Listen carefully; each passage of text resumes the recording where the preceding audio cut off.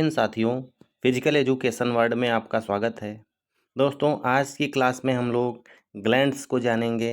Glands की detail class होने वाली है आज। चलते हैं दोस्तों, हम लोग अपने वीडियो को स्टार्ट कर लेते हैं। जानते हैं आज हम लोग ग्लैंड्स मतलब ग्रंथियों के बारे में। ग्रंथि हमारे शरीर में एक थैले के रूप में पाई जाती हैं और थैले में जो भी कुछ भरा रहता है वो साथियों इन ग्रंथियों के अंदर हार्मोन्स या एंजाइम्स होते हैं। अब इन्हीं दोनों के स्टोरेज को ग्रंथि कहा जाता है। इसी आधार पर ग्रंथियों को 3 भागों में डिवाइड किया गया है: इंडोक्राइन, एक्सोक्राइन और मिक्स ग्लैंड्स। दोस्तों, अब हम लोग इस परिभाषा को देख लेते हैं। ग्रंथियां शरीर के अंग हैं जो विशिष्ट पदार्थों का उत्पादन और स्राव करती हैं। ये पदार्थ हार्मोन, एंजाइम और अन्य महत्वपूर्ण रासायनिक पदार्थ हो सकते हैं। यह एक अंग या कोशिकाओं का समूह होता है जो शरीर के लिए आवश्यक पदार्थों का उत्पादन और स्राव करता है। ग्रंथि 3 टाइप की होती हैं: अंतःस्रावी, बहिस्रावी और मिक्स। साथियों, अंतःस्रावी ग्रंथियां हार्मोन का उत्पादन करती हैं जो सीधे रक्त में छोड़ दिए जाते हैं, जबकि बहिस्रावी ग्रंथियां पदार्थों को नलिकाओं के माध्यम से स्रावित करती हैं। और दोस्तों, तीसरी होती है मिश्रित ग्रंथि। मिश्रित ग्रंथि में पहली और दूसरी इन दोनों के गुण मिले रहते हैं। तो साथियों, आज की क्लास में हम लोग एक्सोक्राइन ग्लैंड को ही पढ़ेंगे। बाकी एंडोक्राइन और मिक्स ग्लैंड को अगली क्लास में जानेंगे। दोस्तों, पहली है एक्सोक्राइन ग्लैंड मतलब बहिस्रावी ग्रंथि।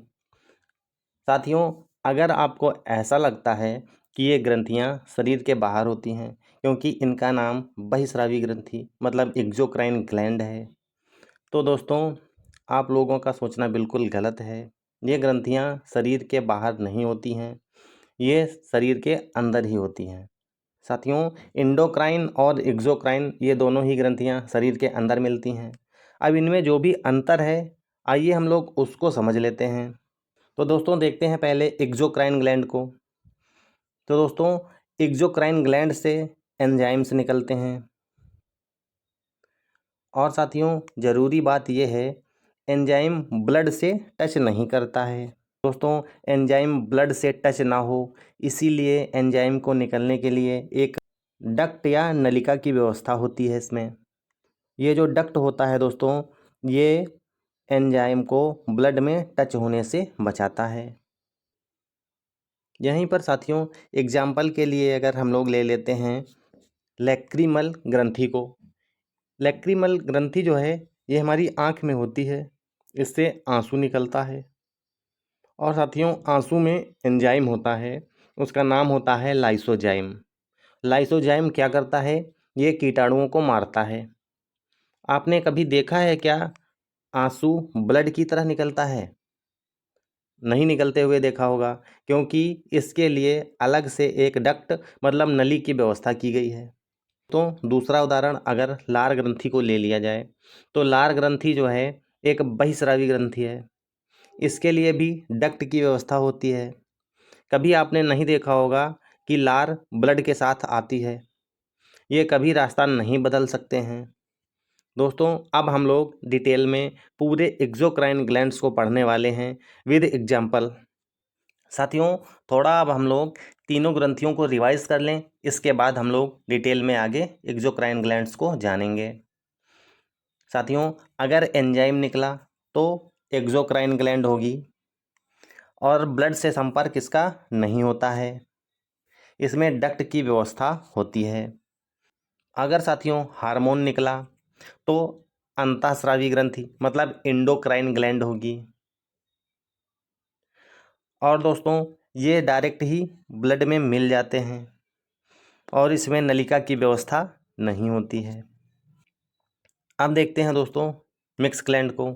मिक्स ग्लैंड में अगर एंजाइम और हार्मोन दोनों निकलें, एग्जाम्पल के लिए दोस्तों पैनक्रियाज मतलब अग्नाशय जो है इसका सबसे अच्छा उदाहरण है।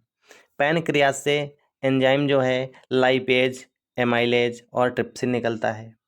इसी पैनक्रियाज से हार्मोन भी निकलते हैं।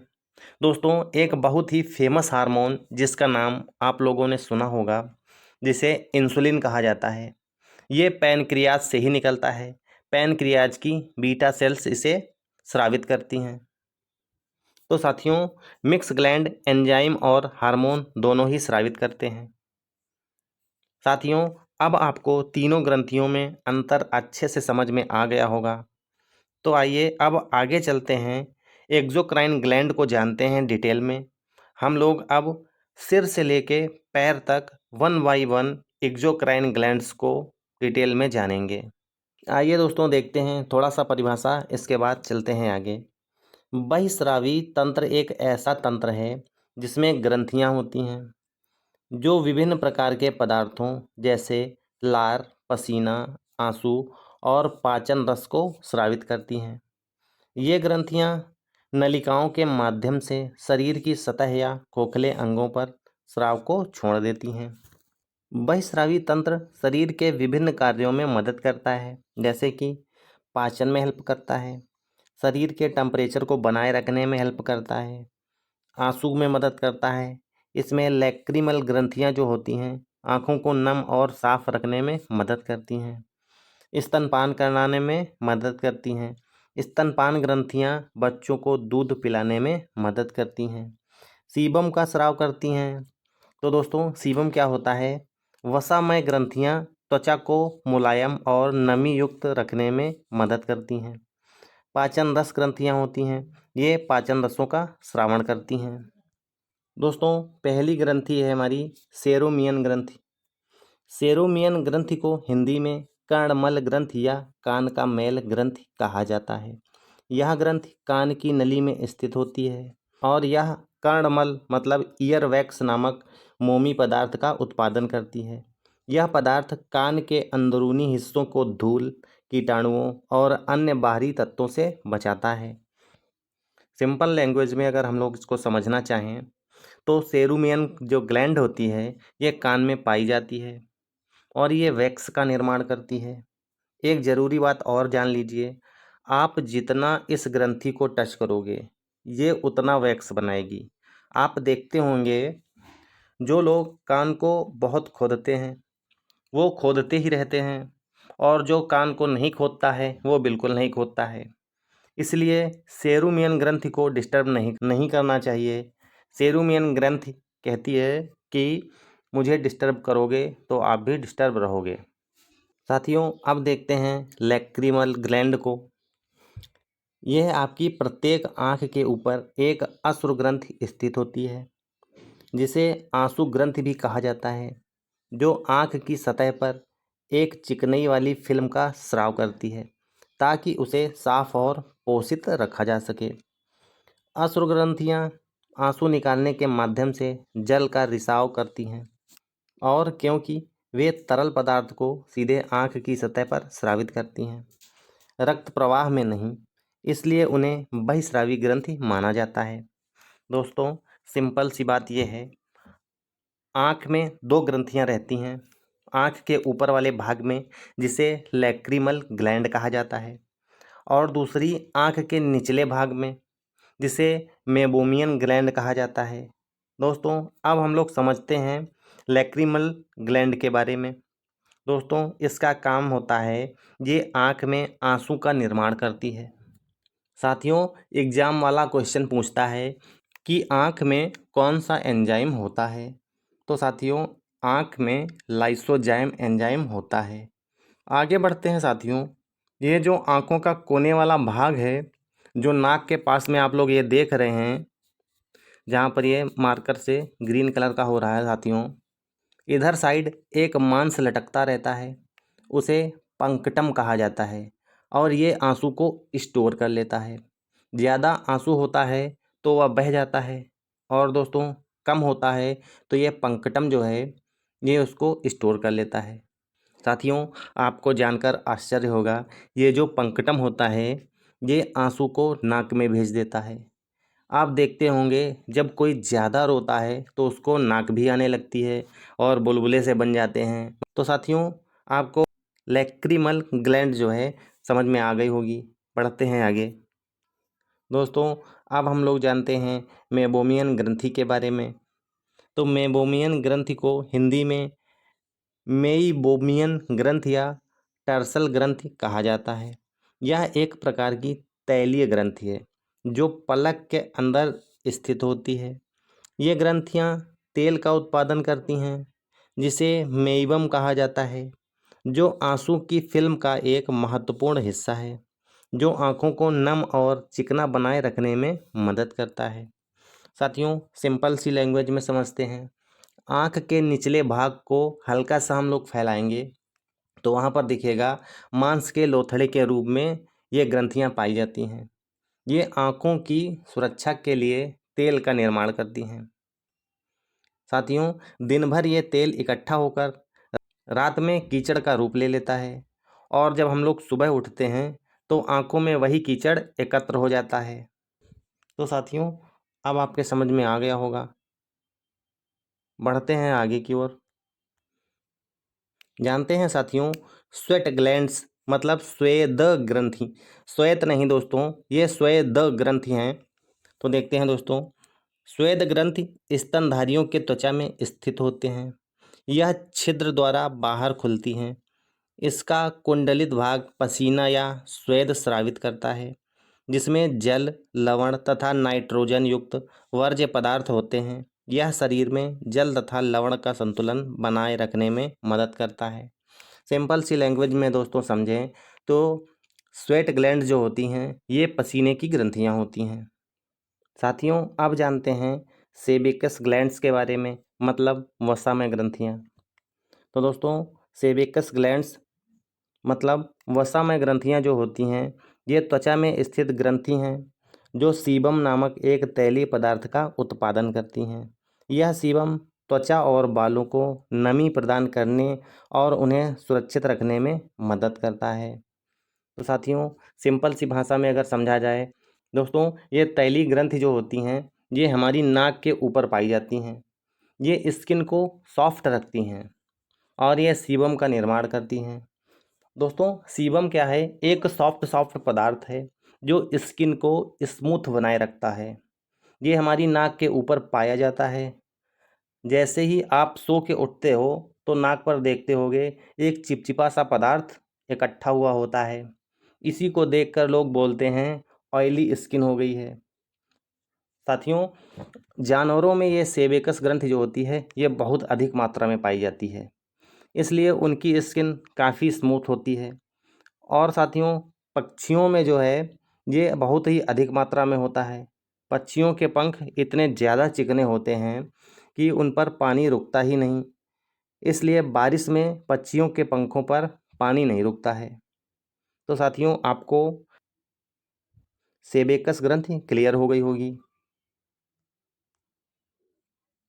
आगे दोस्तों, सेलेवरी ग्लैंड्स मतलब लार ग्रंथियों के बारे में जानते हैं।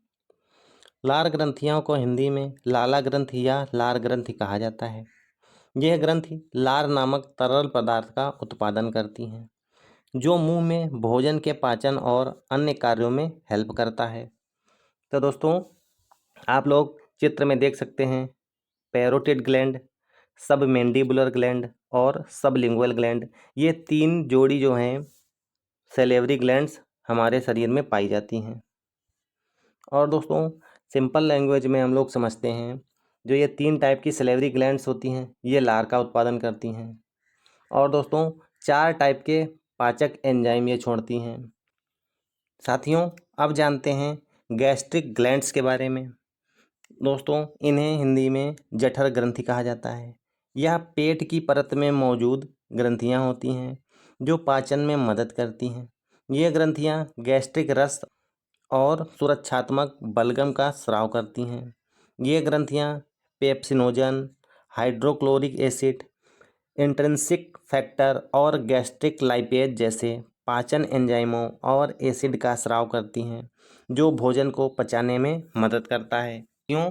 सिंपल सा मतलब ये है, ये पाचन एंजाइम रेनिन और पेप्सिन का निर्माण करती हैं। रेनिन दूध का पाचन करता है, पेप्सिन प्रोटीन का पाचन करता है। साथियों, कभी कभी क्या होता है, ये जठर ग्रंथि उतना अच्छे से काम नहीं करता है, तब रेनिन पेप्सिन बनता ही नहीं है। अब क्या होगा, पेट में खाना अच्छे से पचेगा ही नहीं। ऐसे में फिर लोग एसिडिटी के बारे में बोलते हैं कि हमें एसिडिटी होने लगी, और इस टाइम पर वो लोग हाजमोला या किसी चूरन का प्रयोग करते हैं। साथियों, बढ़ते हैं अब आगे की ओर। जानते हैं अब म्यूकस ग्लैंड या श्लेष्म ग्रंथियों के बारे में।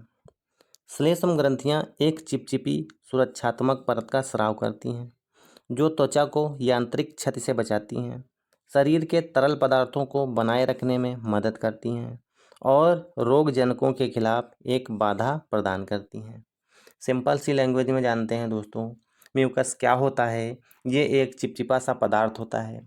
इसका निर्माण शरीर में कई जगह पर होता है। भोजन को निगलने में ये हेल्प करता है। बड़ी आंत में जो मलाशय होता है वहाँ भी म्यूकस का निर्माण होता है। बढ़ते हैं दोस्तों आगे की ओर। जानते हैं दोस्तों लीवर मतलब यकृत के बारे में। यकृत ग्रंथि को हिंदी में यकृत या जिगर कहा जाता है। यह एक अंग है जो मानव शरीर में सबसे बड़ी ग्रंथि है। यह कई महत्वपूर्ण कार्य करता है, जैसे वसा को पचाने में हेल्प करता है, रक्त से अपशिष्ट उत्पादों को हटाना और प्रोटीन का उत्पादन करना इसका कार्य होता है। लीवर में दो तरह की कोशिकाएं होती हैं जिनसे ये मिलकर बना होता है। पहला हिपैटिक कोशिका और दूसरा कूफर सेल्स। साथियों, लीवर हमारे शरीर में क्या काम करता है? क्षतिग्रस्त अंगों को स्वयं ठीक कर लेता है। रक्त में विषाक्त पदार्थों मतलब हानिकारक पदार्थों को ये साफ कर देता है। ये पित्त नामक तरल पदार्थ बनाता है जो शरीर को भोजन को तोड़ने पचाने में मदद करता है। रक्त का थक्का बनाने में हेल्प करने वाले पदार्थों का उत्पादन करता है। रक्त के विषाक्त पदार्थों हानिकारक पदार्थों को साफ करता है। साथियों, सिंपल लैंग्वेज में समझ लेते हैं। लीवर को यकृत और जिगर भी कहा जाता है। दोस्तों, यह किस कोशिका का बना होता है? तो साथियों, लीवर दो तरह की कोशिकाओं से बना होता है, हेपेटिक सेल्स और दूसरी कूफर सेल्स। जब यह खराब होने लगता है तो हेपेटाइटिस बीमारी हो जाती है। लीवर कुछ चीज़ों का निर्माण स्वयं कर लेता है, जैसे फाइब्रिनोजन, एल्ब्यूमिन, प्रोथ्रोम्बिन, हिपेरिन आदि का। साथियों, लीवर फाइब्रिनोजन एवं प्रोथ्रोम्बिन नामक प्रोटीन बनाता है। अब ये दोनों ब्लड को जमा देते हैं। साथियों, जैसे ही हमारे शरीर से रक्त बाहर निकलता है तो ये दोनों मतलब फाइब्रिनोजन और प्रोथ्रोम्बिन दोनों ब्लड को जमा देते हैं। साथियों, अब आपके दिमाग में एक क्वेश्चन आने लगा होगा, शरीर के अंदर ब्लड क्यों नहीं जमता है फिर? तो साथियों, लीवर जो है हिपेरिन का निर्माण करता है, और हिपेरिन की क्वालिटी क्या होती है? ये शरीर के अंदर ब्लड को जमने नहीं देता है। अब साथियों, हम लोग बढ़ते हैं आगे की ओर। जानते हैं साथियों बिलीरुबिन के बारे में। तो दोस्तों, लीवर बिलीरुबिन का निर्माण करता है। बिलीरुबिन क्या होता है? तो दोस्तों, बिलीरुबिन एक पीले रंग का पिगमेंट होता है जो पोटी को पीला कर देता है। जब लीवर अच्छे से वर्क नहीं करता है तो बिलीरुबिन की मात्रा बढ़ जाती है। तो दोस्तों, अब क्या होगा, हमारा पूरा बॉडी पीला हो जाएगा। बिलीरुबिन कम मात्रा में निकलना चाहिए, यह केवल पोटी को पीला कर सके इतना निकले। लेकिन कभी कभी लीवर में गड़बड़ होने के बाद ये ज़्यादा निकलने लगता है, जिससे आंखें पीली पीली हो जाती हैं और दोस्तों पीलिया रोग या जॉन्डिस हो जाता है। इसे हेपेटाइटिस ए भी कहा जाता है। साथियों, थ्योरी के माध्यम से समझते हैं। बिलीरुबिन एक पीला रंग का पदार्थ होता है जो आपके शरीर में आरबीसी के टूटने पर बनता है। यह आपके यकृत द्वारा पित्त से संसाधित होता है और फिर आंत के माध्यम से बाहर निकल जाता है। तो दोस्तों, ये हो गया बिलीरुबिन। अब जानते हैं बिलीवर्डिन के बारे में। तो साथियों, बिलीवर्डिन का अर्थ है यह एक हरे रंग का पित्त वर्णक है जो हीम के ऑक्सीकरण से बनता है और यह हीम के टूटने का एक उत्पाद है। इसका मतलब यह है, जब हीमोग्लोबिन मतलब लाल रक्त कोशिकाओं में ऑक्सीजन ले जाने वाला प्रोटीन टूटता है तो बिलीवर्डिन बनता है। यह एक ऐसा वर्णक है जो कभी कभी चोटों के निशान में दिखने वाले हरे रंग के लिए भी जिम्मेदार होता है। सिंपल लैंग्वेज में दोस्तों, पित्त को हरा रंग दे देता है बिलीवर्डिन। साथियों, अब थोड़ा सा थ्योरी का पार्ट है जिसे आप लोग सुन लीजिएगा। चलिए हम लोग थोड़ा सा समझते हैं। दोस्तों, अमोनिया जो होता है इसे लीवर यूरिया में बदल देता है, ग्लूकोज को ग्लाइकोजन में बदल देता है। साथियों, किसी एग्जाम में एक क्वेश्चन आया था, यदि लीवर कार्य करना बंद कर दे तो शरीर में किसकी मात्रा बढ़ जाएगी? तो दोस्तों, इसका उत्तर होगा ग्लूकोज बढ़ जाएगा। लीवर कार्बोहाइड्रेट को फैट में बदल देता है। फैट अगर ज़्यादा हो गया तो कोलेस्ट्रॉल बढ़ जाएगा। और दोस्तों, जब कोलेस्ट्रॉल ज़्यादा हो जाएगा तो हार्ट अटैक का खतरा ज़्यादा बढ़ जाएगा। यहीं पर एक क्वेश्चन और बनता है दोस्तों, कोलेस्ट्रॉल की सर्वाधिक मात्रा कहाँ पाई जाती है? तो दोस्तों, इसका सही जवाब होगा लीवर में। साथियों, थोड़ा सा आगे और जान लेते हैं। अगर व्यक्ति को जहर दिया गया है या फिर व्यक्ति की मृत्यु ज़्यादा शराब पीने से हुई है तो लीवर नष्ट हो जाता है। आइए समझते हैं इसको अच्छे से। हमारे लीवर में एक विशेष सेल पाया जाता है जिसका नाम होता है कूफर सेल। अब ये कूफर सेल काम क्या करती है? दोस्तों, कूफर सेल जो है ये शरीर में जितना भी जहरीला पदार्थ आप खाते हैं उन सबको डिटॉक्स कर देती है। मतलब जहर, शराब, वायरस, कुछ भी, इन सभी को कूफर सेल निगल लेता है। अब होता दोस्तों क्या है कि कूफर सेल की कुछ संख्या मर जाती है, लेकिन फिर भी लीवर इसे ठीक कर लेता है। लेकिन कभी कभी क्या होता है कि जब लिमिट से बाहर चीज़ें हो जाती हैं, मतलब कूफर सेल की भी लिमिट है। अगर आप दिन रात शराब पी रहे हो फिर तो लीवर खराब हो ही जाएगा, क्योंकि इसकी भी एक लिमिट है। अगर जहर थोड़ा खाया गया है तो फिर लीवर इसे ठीक कर लेता है, और अगर ज़्यादा मात्रा में होगा तो कूफर सेल के साथ साथ लीवर भी नष्ट हो जाएगा। और दोस्तों, अगर किसी को जहर दिया गया है तो उसके लीवर की जांच डॉक्टर करता है। तो डॉक्टर देखता है, अगर कूफर सेल क्षतिग्रस्त है तो डॉक्टर को समझ में आ जाता है कि इसे जहर दिया गया है। साथियों, हमारे शरीर में भ्रूणावस्था में आरबीसी का निर्माण लीवर में ही होता है। लेकिन दोस्तों, आपको तो पता होगा आरबीसी का निर्माण बोन मैरो में होता है। साथियों, लेकिन भ्रूण अवस्था में बोन्स तो होती नहीं है, तो लीवर के मीसोडर्म में आरबीसी बनती है भ्रूणावस्था में। दोस्तों, ये तो था हमारा थ्योरी का पार्ट, मतलब एक्सोक्राइन ग्लैंड्स हमारी कंप्लीट हो गई हैं। अब हम लोग कुछ प्रश्नों को हल कर लेते हैं। क्वेश्चन नंबर 1, एंजाइम इनमें से कौन सा नहीं है? तो साथियों, राइट आंसर ऑप्शन नंबर 3 है। माल्टेस एक एंजाइम नहीं है।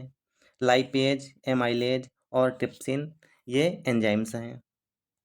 क्वेश्चन नंबर 2, अग्नाशय रस मतलब पैनक्रियाटिक जूस में पाया जाने वाला कौन सा एंजाइम वसा का पायसीकरण करता है?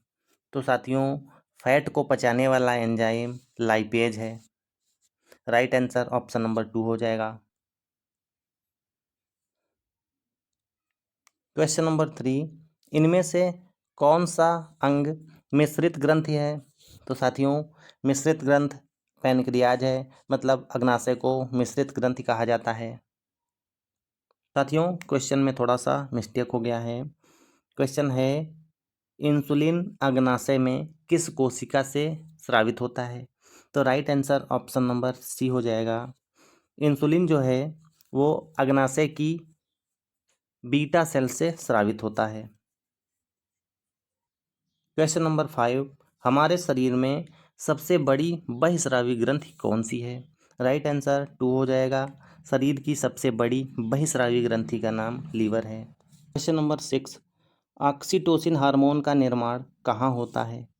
याद रखना दोस्तों, ऑक्सीटोसिन हार्मोन का निर्माण हाइपोथैलेमस में होता है। क्वेश्चन नंबर 7, ऑक्सीटोसिन हार्मोन का रक्त में स्राव किस ग्रंथि के द्वारा होता है? याद रखना साथियों, ऑक्सीटोसिन हार्मोन का रक्त में स्राव पिट्यूटरी ग्लैंड के द्वारा होता है।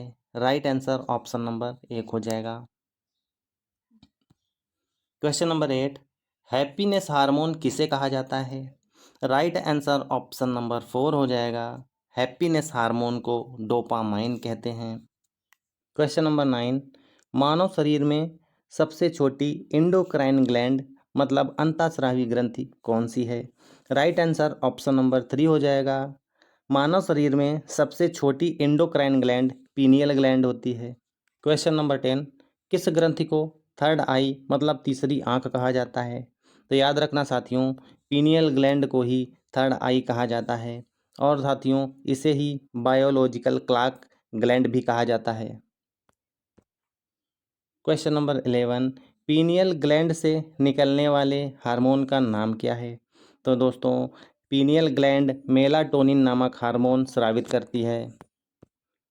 क्वेश्चन नंबर 12, मानव शरीर में दूसरी सबसे छोटी एंडोक्राइन ग्लैंड मतलब अंतःस्रावी ग्रंथि कौन सी है? तो याद रखना दोस्तों, मानव शरीर की सबसे छोटी जो दूसरे नंबर की ग्लैंड है वो पिट्यूटरी ग्लैंड मतलब पीयूष ग्रंथि है। तो साथियों पहले नंबर की कौन है? तो दोस्तों पहले नंबर की पीनियल ग्लैंड है। क्वेश्चन नंबर 13, मास्टर ग्लैंड किसे कहते हैं? Right answer option number D हो जाएगा। पिट्यूटरी ग्लैंड को मास्टर ग्लैंड या मास्टर ग्रंथि कहा जाता है। क्वेश्चन नंबर 14, इनमें से कौन सा ग्लैंड वृद्धि हार्मोन मतलब ग्रोथ हार्मोन का स्रावण करती है? Right answer option number A हो जाएगा। थायराइड ग्लैंड ग्रोथ हार्मोन का स्रावण करती है। क्वेश्चन नंबर 15, वह हार्मोन जो दूध के स्रावण में मदद करता है? Right answer option number B हो जाएगा। प्रोलैक्टिन हार्मोन दूध के स्रावण में हेल्प करता है। तो ये आज की हमारी क्लास थी। उम्मीद करता हूँ दोस्तों आपको क्लास पसंद आई होगी। साथियों वीडियो पसंद आया है तो वीडियो को लाइक करना और मेरे चैनल को सब्सक्राइब कर लेना। साथियों मिलते हैं अगली क्लास में। अगली क्लास में हम लोग एंडोक्राइन ग्लैंड को और मिक्स ग्लैंड को समझेंगे। तब तक के लिए दोस्तों हंसते रहिए, मुस्कुराते रहिए। जय हिंद।